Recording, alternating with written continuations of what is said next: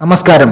Social media വഴി രാജ്യത്ത് വ്യത്യസ്തമായ തെരഞ്ഞെടുപ്പ് പ്രചാരണം നടത്തുകയാണ് കോൺഗ്രസ് മുൻ ദേശീയ അധ്യക്ഷൻ രാഹുൽ ഗാന്ധി.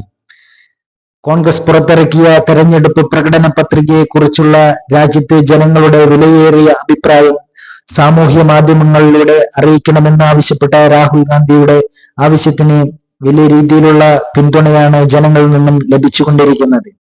തെലങ്കാനയിലെ കോൺഗ്രസിന്റെ തെരഞ്ഞെടുപ്പ് പ്രകടന പത്രികയുടെ പ്രചാരണ റാലിയെ അഭിസംബോധന ശേഷം ഡൽഹിയിൽ തിരിച്ചെത്തിയ രാഹുൽ ഗാന്ധി അർദ്ധരാത്രിയിൽ സോഷ്യൽ മീഡിയ പ്ലാറ്റ്ഫോമുകൾ വഴിയാണ് തെരഞ്ഞെടുപ്പ് പ്രകടന പത്രികയെ കുറിച്ചുള്ള ജനങ്ങളുടെ വിലയേറിയ അഭിപ്രായം രേഖപ്പെടുത്തുവാൻ ആവശ്യപ്പെട്ടത്.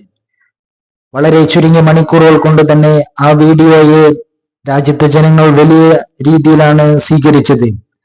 ചുരുങ്ങിയ മണിക്കൂറുകൾക്കുള്ളിൽ തന്നെ ലക്ഷക്കണക്കിന് ജനങ്ങളാണ് വീഡിയോ കണ്ടതും അതുപോലെ തന്നെ വീഡിയോയ്ക്കടിയിൽ കമന്റുകൾ തങ്ങളുടെ വിലയേറിയ അഭിപ്രായങ്ങളായി രേഖപ്പെടുത്തിയതും.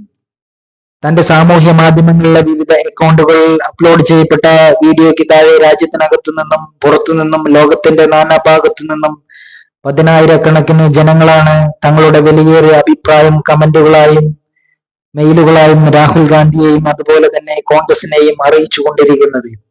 കോൺഗ്രസ് അധികാരത്തിലെത്തിയാൽ നടപ്പിലാക്കാൻ പോകുന്ന ജനക്ഷേമ പദ്ധതികളെ ഇതിനോടകം തന്നെ ജനങ്ങൾ വലിയ രീതിയിൽ സ്വീകരിച്ചു കഴിഞ്ഞു എന്നുള്ളതിന്റെ തെളിവാണ് രാഹുൽ ഗാന്ധിക്ക് ലഭിച്ച സ്വീകാര്യത.